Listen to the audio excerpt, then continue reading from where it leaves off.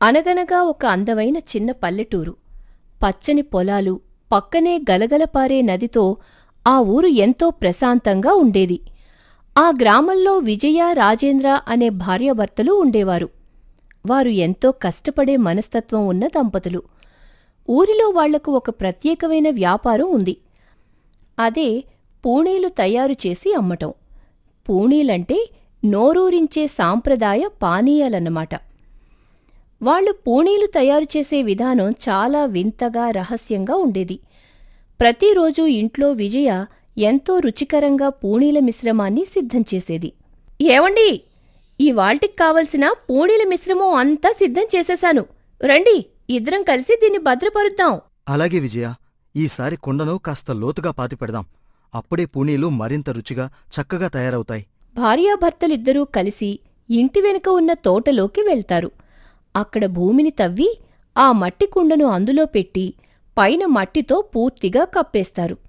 సరిగ్గా 3 రోజుల తర్వాత నోరూరించే పూణీలుగా మారతాయి.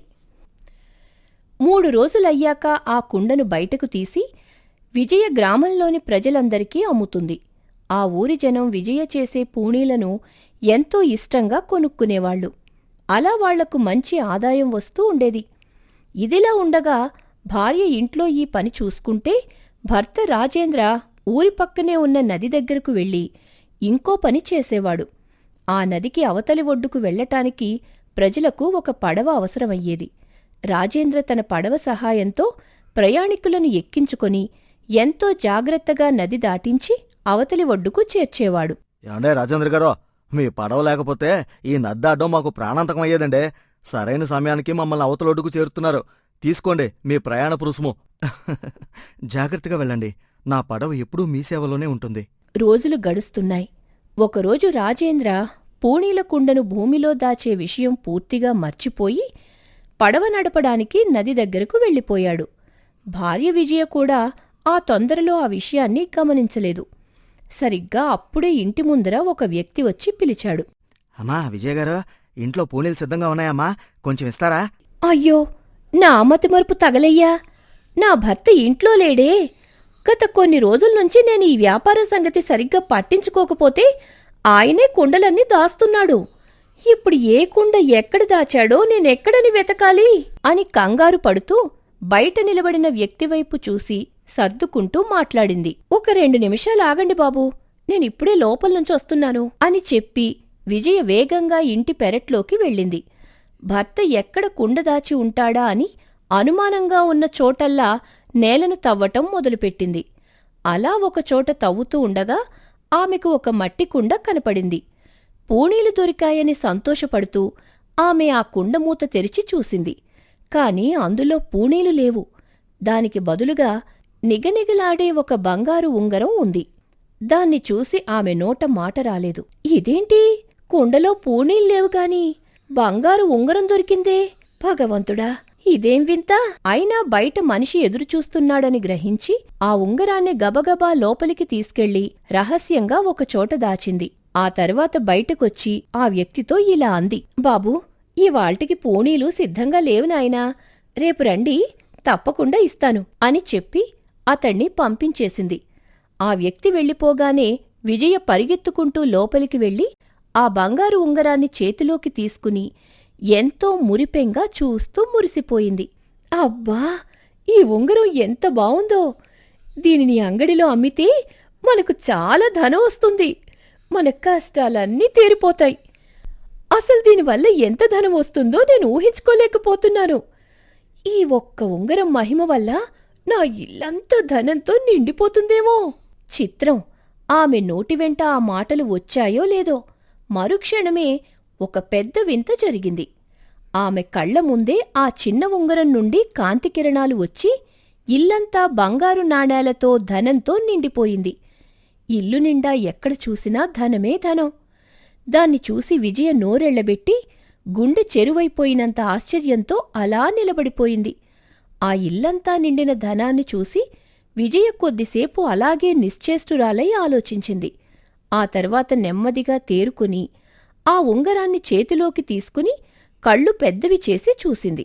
ఓహో, ఇది సామాన్యమైన ఉంగరం కాదు. ముమ్మాటికి మాయా ఉంగరమే. నేను ఏం చెబితే అది జరుగుతోంది. నాకు మరింత డబ్బు కావాలి, ఇంకా ఇంకా ధనం కావాలి. ఆమె నోటి వెంట ఆ మాట రావటం ఆలస్యం.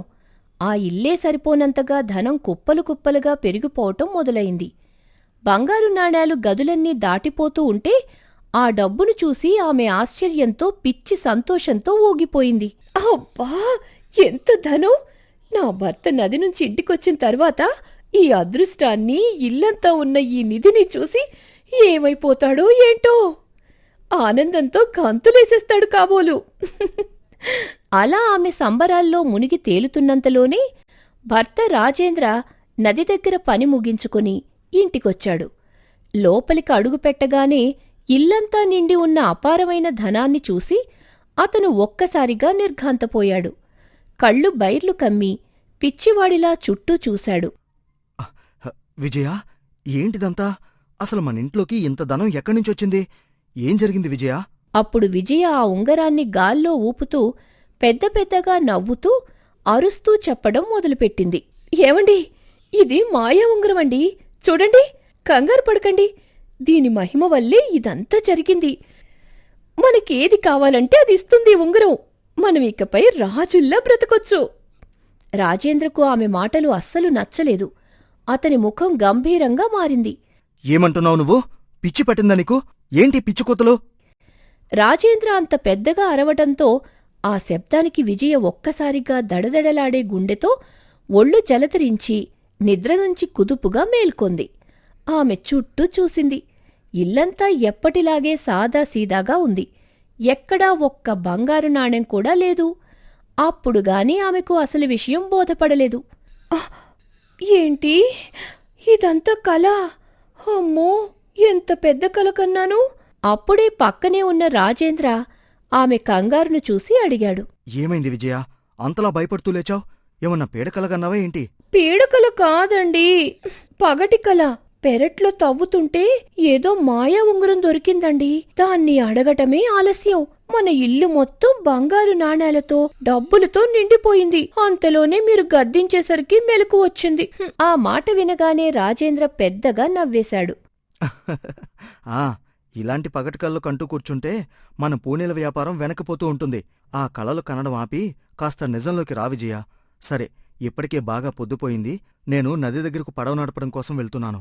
నువ్విక్కడుండి వ్యాపారం సంగతి జాగ్రత్తగా చూసుకో అని భార్యకి సర్ది చెప్పి రాజేంద్ర తన చేతిలో ఉన్న పడవ తెడ్డును పట్టుకుని నదివైపు వేగంగా వెళ్ళిపోయాడు. విజయ మాత్రం ఇంకా ఆ కల ఇచ్చిన మత్తులోనే ఆ వింత ఉంగరం గురించే ఆలోచిస్తూ ఉండిపోయింది. రాజేంద్ర ప్రయాణికులను నది అవతలి ఒడ్డుకు సురక్షితంగా చేరవేసి తిరిగి తన ఒడ్డుకు వస్తున్న సమయంలో వాతావరణం ఒక్కసారిగా మారిపోయింది. ఆకాశం అంతా నల్లటి మేఘాలతో నిండిపోయి పెద్ద గాలివాన మొదలయింది. ఆ వాన తాకిడికి, భయంకరమైన గాలి ధాటికి నదిలో పెద్ద పెద్ద అలలు లేచాయి. ఆ ఉధృతికి రాజేంద్ర పడవ నియంత్రణ కోల్పోయి నదిలో కొట్టుకుపోవడం ప్రారంభమైంది. ఓరి నాయనో, ఇదేం వానా? పడవ అసలు నా మాట వినలేదు. ఎలాగైనా దీన్ని ఒడ్డుకు చేర్చాలి, లేదంటే నా ప్రాణాలు నదిలోనే కలిసిపోతాయి. భగవంతుడా, నువ్వే నన్ను కాపాడాలి. అతను పడవను ఆపడానికి తన శక్తినంతా ఉపయోగించి ఎంతో ప్రయత్నం చేశాడు. కాని ఆ ప్రకృతి ఉధృతి ముందు అతని ప్రయత్నం ఫలించలేదు. ఆ పడవ నదీ ప్రవాహంలో వేగంగా కొట్టుకుపోతూ సరాసరి ఎవరూ లేని ఒక నిర్జన ప్రాంతానికి చేరుకుంది. అక్కడ అడుగుపెట్టగానే రాజేంద్ర చుట్టూ చూశాడు. అక్కడ మనుషులెవ్వరూ లేరు. కేవలం ఒక పెద్ద కొండ, అందులో కొన్ని గుహలు మాత్రమే ఉన్నాయి. రాత్రి కావస్తుండడంతో దారి తెలియక ఏం చెయ్యాలో అర్థంకాక రాజేంద్ర ఆ కొండ ప్రాంతంలోనే ఉండిపోయాడు. ఆ రాత్రంతా చలికి వణుకుతూ క్రూర జంతువుల భయంతో బిక్కుబిక్కుమంటూ అక్కడే గడిపాడు. ఇక ఇంటి దగ్గర భర్త కోసం విజయ ఎదురుచూస్తూ ఎంతో ఆందోళన చెందుతోంది. ఏవండి, రాత్రి దాటిపోతున్నా ఇంకా ఇంటికి రాలేదేంటి? బయట చూస్తే ఇంత పెద్ద గాలివానొస్తోంది. ఎప్పుడూ ఇంత ఆలస్యం చేయరు. అసలు ఆయనకి ఏమైందో ఏంటో. నా మనసంతా ఏదో కీడు శంకిస్తోంది. దేవుడా, నా భర్తను నువ్వే చల్లగా ఇంటికి చేర్చాలి అంటూ విజయ ఇక్కడ కంగారు పడుతుంటే అటు రాజేంద్రకు ఆ కొండగుహల దగ్గర భయంతోనే తెల్లవారిపోయింది. తూర్పున సూర్యుడు ఉదయించాడు. ఆ సూర్యకిరణాలు అలా భూమిని తాకాయో లేదో ఆ కొండగుహల నుంచి ఒక్కసారిగా ఒక వింతైన బంగారు వెలుగు ప్రత్యక్షమైంది. ఆ వెలుగు ఎక్కడి నుంచి వస్తోందో రాజేంద్రకు అస్సలు అర్థం కాలేదు. ఆకాశంలో సూర్యకిరణాలు ఒకవైపు పడుతుంటే ఈ గుహలోపలి నుంచొచ్చే కిరణాలు మాత్రం ఎంతో ప్రత్యేకంగా మిరుమిట్లు గొలిపేలా కనపడుతున్నాయి. రాజేంద్ర మనసులో అనుమానం, కుతూహలం పెరిగాయి. అతను నెమ్మదిగా నడుచుకుంటూ ఆ వెలుగు వస్తున్న గుహలోపలికి వెళ్ళాడు. అక్కడ ఒకచోట ఎంతో ప్రకాశవంతంగా మెరుస్తున్న ఒక బంగారు ఉంగరాన్ని చూసి అతను ఒక్కసారిగా నిర్ఘాంతపోయాడు. ఇదేంటి, ఈ గుహలో ఎంతటి వెలుగు చిమ్ముతున్న ఉంగరం ఉంది? నిన్న రాత్రి విజయ నిద్రలేచి నాకు చెప్పిన మాయా ఉంగరం కల ఇదేనా ఏంటి? ఆమె చెప్పినట్టు ఈ ఉంగరం ఎంతో వింతగా మెరుస్తుంది. నిజంగానే ఇది మాయా ఉంగరమా అని అనుకుంటూ రాజేంద్ర ఆశ్చర్యంతో ఆ మెరుస్తున్న ఉంగరాన్ని చేతిలోకి తీసుకుని తన వేలికి ధరించాడు. దానివైపు ఎంతో ఆశ్చర్యంగా చూస్తూ మనసులో ఇలా అనుకున్నాడు. భగవంతుడా, నా భార్య కల్లో వచ్చిన మాయా ఉంగరం నిజంగా ఇదే అయితే ఎంత బావుంటుంది. నిన్న రాత్రి విజయ చెప్పిన మాటలు నిజమేనా కాదా అని తెలుసుకోవడానికి దీన్నొకసారి పరీక్షించి చూస్తాను. నిన్నట్నుంచి తిండి లేక కడుపు నకనకలాడిపోతుంది. నాకిప్పుడు బాగా ఆకలిగా ఉంది. తినడానికేవైనా పండ్లు దొరికితే బావుండు. అతను ఆ మాట అనడమే ఆలస్యం. ఆ ఉంగరం నుండి ఒక చిన్న కాంతి మెరిసి మరుక్షణమే రాజేంద్ర ఆ నిర్జన ప్రాంతం నుండి ఒక సుందరమైన పండ్ల తోటలోకి చేరుకున్నాడు. చుట్టూ రకరకాల పండ్ల చెట్లు కనపడేసరికి అతను నోరెళ్లబెట్టాడు. అబ్బా, ఎంత వింత! నేను పండ్లు కావాలని కోరుకోగానే రకరకాల తీయటి పండ్లతో నిండిన తోటలోకొచ్చేశాను. నిజంగానిది మాయా ఉంగరమే అని సంబరపడిపోతూ ఆ చెట్లకు ఉన్న పండిన మధురమైన పండ్లను కోసుకుని కడుపు నిండా తిని తన ఆకలి తీర్చుకున్నాడు. ఆకలి తీరాక అతని భార్య విజయ గుర్తుకొచ్చింది. అబ్బా, నా ఆకలైతే తీరింది కాని పాపం నా భార్య విజయ నిన్నట్నుంచి నాకోసం ఎంత కంగారు పడుతుందో ఏంటో. నాకోసం ఎదురుచూసి అలసిపోయి ఉంటుంది. ఆమె కోసం కూడా కొన్ని మంచి పండ్లను తీసుకెళ్తాను అని అనుకుంటూ కొన్ని పండ్లను కోసి తన సంచిలో భద్రంగా దాచుకున్నాడు. ఆ తర్వాత ఆ తోటలో కొంచెం ముందుకు నడిచి చుట్టూ చూశాడు. ఆ ప్రాంతం అతనికి అస్సలు తెలీదు. ఇప్పుడు నేను ఏ ప్రాంతంలో ఉన్నానో నాకు తెలియడం లేదు. ఇక్కడ్నుంచి నేను నా ఇంటికి వెళ్లే మార్గం కావాలి. ఓ మాయా ఉంగరమా, నాకింటికి వెళ్లే దారి చూపించు. ఆ మాట అనగానే ఆ ఉంగరం మహిమ వల్ల రాజేంద్రకు తెలియకుండానే అతని అడుగులు ఒకవైపు పడ్డాయి. ఆ దారి అతన్ని సరాసరి నిన్న రాత్రి తను కొట్టుకు వచ్చిన నది ఒడ్డుకు తీసుకెళ్ళింది. అక్కడ చూస్తే ఆశ్చర్యంగా అతని పడవ ఏ ప్రమాదమూ జరగకుండా భద్రంగా ఒడ్డున నిలబడి ఉంది. రాజేంద్ర ఎంతో సంతోషంతో ఆ పడవ ఎక్కి తెడ్డును పట్టుకుని నదిని దాటుకుంటూ వాయువేగంతో తన ఊరి ఒడ్డుకు చేరుకున్నాడు. పడవను కట్టేసి నేరుగా పరిగెత్తుకుంటూ తన ఇంటికెళ్ళాడు. ఇంట్లో కళ్లనిండా నీళ్లతో గుమ్మం వైపే చూస్తున్న విజయ భర్తను చూడగానే ఒక్క ఉదుటున ముందుకు పరిగెత్తుకుంటూ వచ్చింది. ఏవండి, ఎక్కడికెళ్ళిపోయారండి? నిన్నటి గాలివానికి మీకేమైందో అని నా ప్రాణాలు పోయినంత పనయ్యింది. అసలు రాత్రంతా కంటి మీద కునుకులేదు. రాజేంద్ర ఆమెను ఓదారుస్తూ తన సంచిలో ఉన్న పండ్లను తీసి ఆమె చేతిలో పెట్టాడు. ఆ తర్వాత తన వేలికున్న ఉంగరాన్ని చూపించి జరిగిన వింతలన్నీ చెప్పటం మొదలుపెట్టాడు. విజయా, నువ్వేడవకు, ముందీ పండ్లు తిను. నిన్న రాత్రి నువ్వు కన్న కల నిజమైంది విజయా. ఇదిగో చూడు, నువ్వు కల్లో చూసిన ఆ మాయా ఉంగరం నిజంగానే ఒక కొండగుహలో దొరికింది. దీన్ని అడిగిన వెంటనే పండ్ల తోటను చూపించింది. అలాగే ఇంటికొచ్చే దారిని కూడా చూపించింది. ఇది మామూలు ఉంగరం కాదు విజయా, నిజమైన మాయా ఉంగరం. ఆ మాట వినగానే విజయ ఆశ్చర్యంతో నమ్మలేనట్టు ఆ ఉంగరాన్ని భర్త ముఖాన్ని మార్చి మార్చి చూడసాగింది. ఆ మాయా ఉంగరం లభించినప్పటి నుండి విజయ రాజేంద్రల జీవితం పూర్తిగా మారిపోయింది. వారు తమ మనసులో అనుకున్న కోరికలన్నీ ఉంగరం ద్వారా నెరవేర్చుకోవటం మొదలుపెట్టారు. ఓ మాయా ఉంగరమా, మా పాత ఇల్లు పోయి సర్వసౌకర్యాలు ఉన్న ఒక పెద్ద భవనం కావాలి. మరుక్షణమే అక్కడ ఒక పెద్ద భవనం ప్రత్యక్షమవుతుంది. ఉంగరమా, మాకు ఎక్కడికి వెళ్లాలన్నా శ్రమ తెలియకుండా ఉండేందుకు ఎంతో బలమైన గుర్రాలు ఉన్న ఒక అందమైన రథం కావాలి. వెంటనే ఇంటి ముందర రథం వచ్చి నిలుస్తుంది. ఇలా వారు అడిగిన వెంటనే నిండైన పట్టుబట్టలు, మేలైన ఆభరణాలు, ఇంట్లోకి కావలసిన సకల వస్తువులు అన్నీ లభించాయి. వారు ఊహించని విధంగా దేశంలోనే గొప్ప ధనవంతులవుతారు. అయితే ఆ దంపతులకు ధనం పెరిగినా గర్వం రాలేదు. తమకున్న ధనంతో ఊరిలో ఉన్న పేదవాళ్లకు, కష్టాల్లో ఉన్నవారికి ఎన్నో దానధర్మాలు చేస్తూ అందరికీ సాయం చేస్తూ ఉంటారు. దీంతో ఊర్లో అందరూ వాళ్ల గురించే మాట్లాడుకుంటూ వారిని దేవదూతల్లా కొలవసాగారు. ఇలా కొన్ని రోజులు గడిచాక ఒకరోజు రాత్రి భార్యాభర్తలిద్దరూ తమ భవనంలో మాట్లాడుకుంటూ ఉండగా రాజేంద్ర మనసులో ఒక ఆలోచన వచ్చింది.